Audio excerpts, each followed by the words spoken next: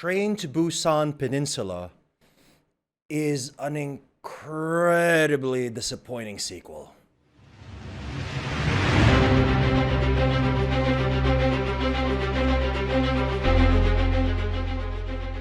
Now, yeah, this movie, man, I was so freaking disappointed in it. I really feel that this movie just flat out betrayed me. And I'll explain why. Train to Busan is one of my favorite zombie horror films of all time. It's just incredibly well done. The story is extremely well written. The cast does extraordinary acting work. And all of the characters are relatable, primarily because all of them are flawed and don't make the best decisions all the time. And you really feel for them. Train to Busan is an incredible movie and a highly successful one because it really makes you believe in the scenarios and circumstances it puts its characters in. If there was this sort of zombie apocalypse going on right now, you would totally believe that a lot of these events would happen in real life, and because of this, you become incredibly attached to the character and root for them and want to find out what happens next. It doesn't matter if they're the main character or a side character or any of the other cast of characters. That's what made the original Train to Busan such an incredible movie. This sequel, Peninsula, starts out pretty much exactly the same as Train to Busan. Now, I'm not saying it's just repeating the same old beats and things like that, that it's just an unnecessary clone of the original. No, it actually starts out incredibly original. What I mean by it starts out the same in that it is written incredibly well, the cast does extraordinary work, and you really feel for the characters. Now, here's the story. Train to Busan Peninsula begins while the events of the original Train to Busan are still happening. And it stars Gang Dong-won as Jung Seok. I'm terribly sorry. I have no idea how to speak Korean, so I'm sure I'm butchering this incredible actor's name right now. But anyway, it stars this veteran army officer who is bringing his, what was it? And is bringing his sister, her husband, and their son to the port so they can leave Korea because like the zombie apocalypse is just, it's unstoppable and they can't do anything about it except flee. So they make it to the port, they make it to the ship, and they leave Korea and all of this. But unfortunately, one of the passengers was apparently, and actually this was kind of the start for my eyebrow raising for this movie, because everyone is really careful about the zombies at this point. You see the characters are extremely paranoid about everything and extremely cautious about whatever is happening. So for an extremely strict and already paranoid military to let even one infected person go on their boat is just why? Because it shows that they were only accepting clearly healthy individuals. And if a person was bit in the Train to Busan universe, it doesn't take long for you to become a zombie. You know, it doesn't take you weeks or whatever. Within the day, you're a zombie. So this person would have already been showing signs and symptoms before he was admitted on the ship. And I'm like, why? But in any case, I gave that a pass. That's fine. The movie's just starting. This person becomes a zombie, essentially causes a panic on the ship and kills a lot of the passengers.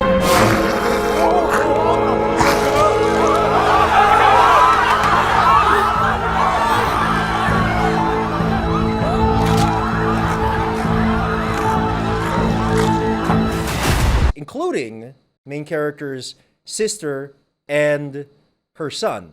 So after that, we catch up 4 years later in Hong Kong, where the Koreans that we see at the start of the movie have been taken to like try to live the rest of their lives in.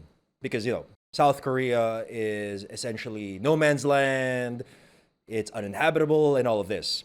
So we find out 4 years later that essentially all of the Koreans that were admitted into Hong Kong during that time are unfortunately discriminated against, not because of something they did, but just because that this zombie virus originated in their country. So everyone in Hong Kong, unfortunately, is treating them like they're diseased, like they're about to become zombies anyway, despite the fact that they're not infected at all. So we catch up to Soldier Man and his brother-in-law, and they are offered a very shady deal by a very shady American character. You get the truck, come back with the money.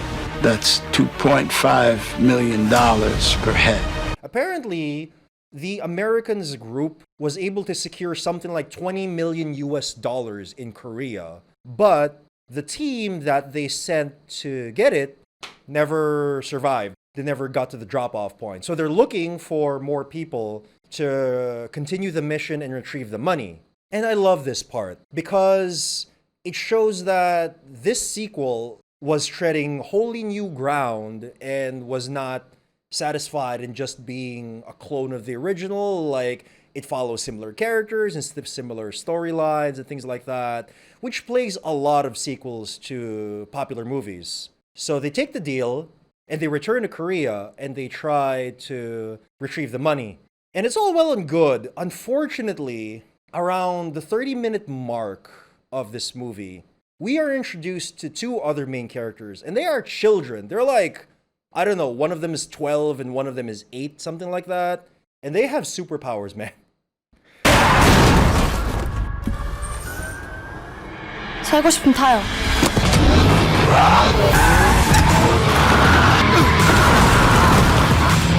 It's like these two main character children were from a different movie universe altogether. It feels like they were teleported in from the freaking Fast and Furious universe or like the Bad Boys universe or something like that. Because the 12-year-old, or however old the older one is, she's like this 12-year-old little girl, can drive as good as or better than Vin Diesel and his counterparts in the Fast and Furious movie franchise. I'm not kidding. This girl is pulling off stunt tricks in like regular cars that even highly trained professionals have difficulty pulling off. And her little sister, the 8-year-old, or again, however old she is, fights zombies with her remote-controlled cars. 내가 또 나서야 되나?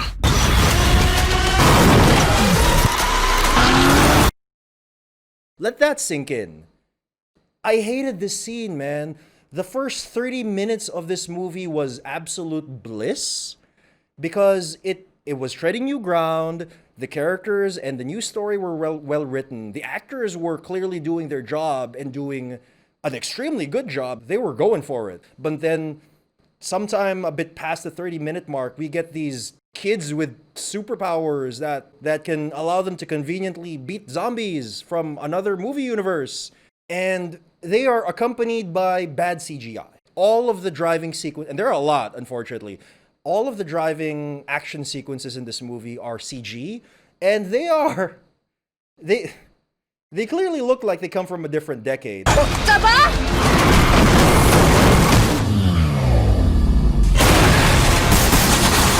I'm getting like a lot of shades of Phantom Menace, you know that era? Where like everyone was copying the Star Wars prequels and everyone was using the same wonky sort of CG where nothing had weight and all of the CG would look way too cartoony because of how they moved and how they look and everything like this. There is a ton of this sort of CG in this movie. It all starts with the appearance of these Fast and Furious little girls. And unfortunately, it just goes downhill from there. Everything culminates into this very long Bad Boys 2, Fast and Furious 7-ish action sequence on the road where they're trying to get the money away from some bad military people who want them dead for various reasons, of course. And this sequence is incredibly long. It's like 15 or 20 minutes straight. Almost all of it is composed of this bad 2000 era CG that I'm talking about. Plus, the other main characters, so Soldier Man, and she meets another main character who is, you know, the mom of the two kids with superpowers. She is portrayed as, yes, she has been surviving somehow in Korea for 4 years, but prior to that, as far as we can tell, she was just an ordinary like lady during the outbreak. And when you give her a gun, man, she can give like headshots to zombies from like yards away. Fast moving zombies. She can like headshot them perfectly, and she can outrun them with a limp. I mean, like, okay, fine. I guess since her kids have superpowers, I guess it follows that she has superpowers as well. I was willing to forgive Soldier Man because there is precedent for him to be Korean John Wick, and make no mistake, he is Korean John Wick. And it's cool. I will say that all of the action sequences, aside from the car things, are incredibly well done. The gun fu and whatever is in this, or whatever you want to call it, that is in this movie, is incredibly entertaining and is incredibly and artistically well done. But again, let that sink in for a moment. This is a Train to Busan sequel that is riddled with Fast and Furious car sequences and John Wick gun fu. What?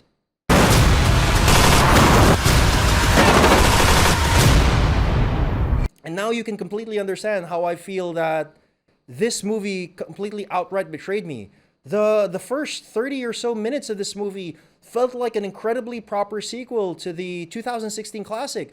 And it was setting me up to feel that it would even surpass it in certain ways. But then, starting from the appearance of the little girls in the supercar, it all goes down. It feels, I'm not kidding, like a completely different movie that I wasn't in the mood to watch at the moment. Because the first 30 minutes put me in that Train to Busan mood. And suddenly I'm watching Michael Bay's Transformers. I was like, why? And also at this point, the writing becomes incredibly poor. There are tons of plot holes in the movie after this moment. Tons of like moments that are born out of convenience. Like, oh, hey, this person's here at this exact convenient time that we're here. Or things that just happen that are completely unexplained and dumb and obvious. And why? It's pretty bad, man. For a zombie movie, I don't know, like, what is the rating of this movie? Because I didn't see much that would say that this is a legit rated R zombie movie, you know? There is no gore in this movie. There's a lot of blood, like, people are bleeding all over the place in this movie. And yes, people do get bitten, but you never see them get outright bitten, like, in front of you and in detail, like a lot of good zombie movies do. You never get to see people eaten. They're like, the movie implies that they're eaten, but they're never shown on screen that they're eaten. So what is this lame PG Train to Busan sequel that is also trying to be Transformers, you know? So, goddamn. It's not all bad, though. It's not a complete train wreck. One of the things that made the original Train to Busan movie a classic was the zombie stunt actors and performers were incredibly good at being zombies. I feel like watching the zombies in this movie, that they are on a completely different level from the ones in the first Train to Busan. So if you were already impressed by the zombie performances in Train to Busan 1, then in Peninsula, your mind's gonna get blown by what the zombie performers do in this. All of this forces me to give Train to Busan Peninsula a 4 out of 10. It is definitely below average, man. If you are a huge fan of the first Train to Busan and love it because of the drama, because of the writing, because of the realism, and how relatable all the characters are, do yourselves a favor and do not watch this because you will just get your heart broken like I did. If you're a big fan of the first one and don't mind all of the BS that they, for whatever reason, chose to focus on in this movie and just want to see a continuation of this universe, go ahead, but please be forewarned that this is more akin to watching a Fast and Furious movie or a Michael Bay Transformers movie than it is watching a proper sequel to Train to Busan. Enough of what I think. What did you guys think? Did you guys also see Train to Busan Peninsula? What did you think about it? Did you actually like it? Or do you agree with me that it's a terrible sequel of the first one? Leave me a comment down below and we can discuss it. And this has been Asian Action Actor.